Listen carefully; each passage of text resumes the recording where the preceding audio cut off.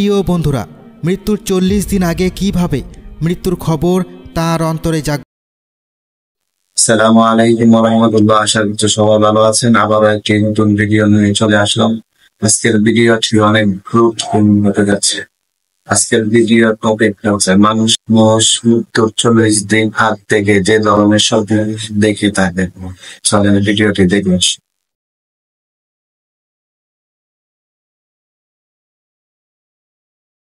আসসালামু আলাইকুম বন্ধুরা, আশা করি আপনারা সকলেই ভালো আছেন। প্রিয় বন্ধুরা, মৃত্যুর 40 দিন আগে কিভাবে মৃত্যুর খবর তার অন্তরে জাগ্রত হয়, মানুষ কি সত্যিই বুঝতে পারে? তাছাড়া মানুষ মৃত্যুর আগে কী ধরনের স্বপ্ন দেখতে থাকে, এই প্রশ্নের উত্তর পেতে আমাদের ভিডিওটি সম্পূর্ণ দেখতে থাকুন। প্রত্যেক প্রাণীকেই একদিন না একদিন মৃত্যুর স্বাদ আস্বাদন করতে হবে। আমরা সকলেই হচ্ছি আশরাফুল মাখলুকাত, আল্লাহর সর্বশ্রেষ্ঠ জীব। আমরাও একদিন পৃথিবীর মায়া ত্যাগ করে আল্লাহর সান্নিধ্যে পাড়ি জমাবো।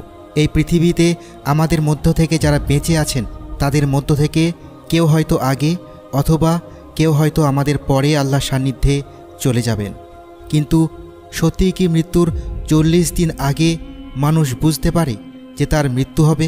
এই প্রশ্নের উত্তর যদি আমরা জানতে চাই তাহলে আমাদেরকে একটি ঘটনার দিকে দৃষ্টিপাত করতে হবে।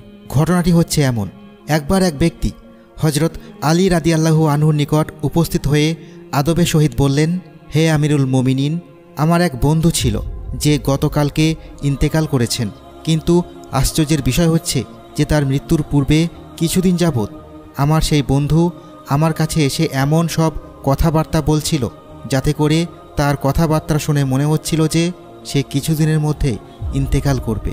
এখন আপনার নিকট আমার এই প্রশ্ন হচ্ছে যে তাহলে কি মানুষ মৃত্যু আসার পূর্বে এমনটা বুঝতে পারে যে তার মৃত্যু অতি সন্নিকটে? এই কথা শোনার পর হজরত আলী রাদিয়াল্লাহু আনহু সেই লোকটিকে উদ্দেশ্য করে বলেন, হে আল্লাহর বান্দা, মনে রেখো, মহান আল্লাহ তাআলা আলমে মালাকুত এবং আলমে আরওয়ার এর মাঝামাঝি স্থানে সমস্ত সৃষ্টি মানবজাতির জন্য মালাকুল রয়া রেখেছেন, যেটা মানুষের জন্য আগত সমস্ত বিপদ আপদ বালা মুসিবত সম্পর্কে আগে থেকেই মানুষকে সতর্ক করে তা জানিয়ে দেওয়া হয়।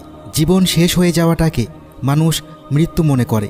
আসলে মৃত্যু হচ্ছে এমন একটি জিনিস যেটা মানুষকে এক জীবন থেকে অন্য জীবনের স্থানান্তরিত করে। আর বাহ্যিক জগতে একে আমরা মৃত্যু বলে আখ্যায়িত করে থাকি। বাস্তব কথা হচ্ছে এটাই যে মূলত জীবন শেষ হয়ে যাওয়াটাকেই মৃত্যু বলে না। মহান আল্লাহ তাআলা তাঁর বান্দাদেরকে অনেক বেশি ভালোবাসেন, তাই আল্লাহ তাআলা তাঁর বান্দাদেরকে মৃত্যুর ভয় দূর করার জন্য মৃত্যুর পূর্বে তাকে এলহামে স্বপ্ন দেখান, যাতে করে মানুষ মৃত্যু যে নতুন অন্য এক জীবন সেটা ভালোভাবে উপলব্ধি করতে পারে এবং মৃত্যুর ভয়কে মন থেকে দূর করতে পারে।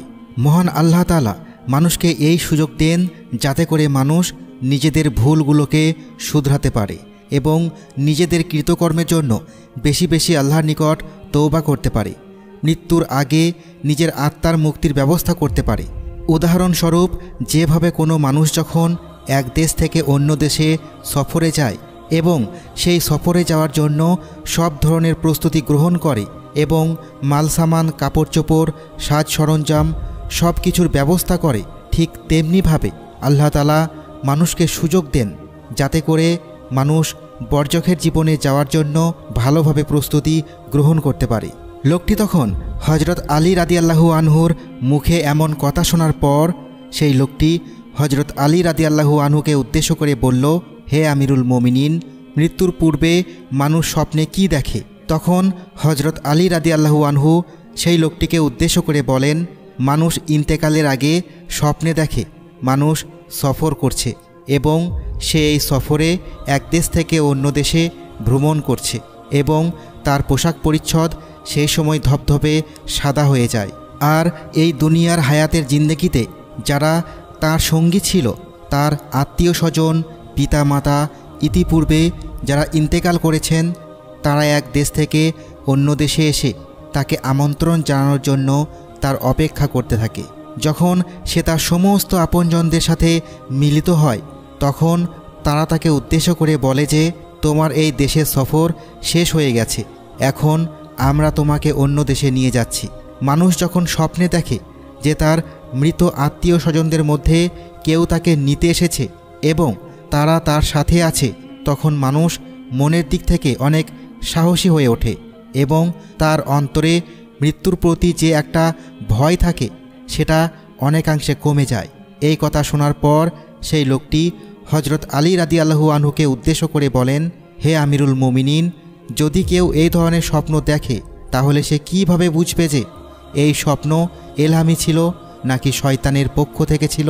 তখন জবাবে হজরত আলী রাদিয়াল্লাহু আনহু সেই লোকটিকে উদ্দেশ্য করে বললেন, যখনই এই ধরনের স্বপ্ন তুমি দেখবে, যদি স্বপ্ন দেখার পর মনের মধ্যে ভয়ভীতি কাজ করা শুরু করে তাহলে মনে করবে যে সেই স্বপ্ন শয়তানের পক্ষ থেকে ছিল। আর যদি স্বপ্ন দেখার পর মনের মধ্যে এক ধরনের শান্তি অনুভূত হয় এবং মৃত্যুর জন্য যে ভয় ছিল তা কমে গিয়ে মৃত্যুর প্রতি মহব্বতের সৃষ্টি হয়, তাহলে মনে করবে যে এই স্বপ্ন মহান আল্লাহ তাআলার পক্ষ থেকে এসেছে। আল্লাহ তাআলা তাঁর প্রিয় হাবিবের ওসিলায় আমাদের সকলের মৃত্যুকে সহজ করে দিন আর মৃত্যুর পরের জীবনকে আল্লাহর রহমতে ভর। আজকের ভিডিওটি এই পর্যন্তই। ভিডিওটি কেমন লাগবে অবশ্যই কমেন্টে বলে যাবেন। এই ধরনের ভিডিও দেখতে চাইলে অবশ্যই চ্যানেলটি সাবস্ক্রাইব করে পাশে থাকা অনুরোধ জন্য। সবাই ভালো থাকবেন, সুস্থ থাকবেন। আল্লাহ হাফেজ।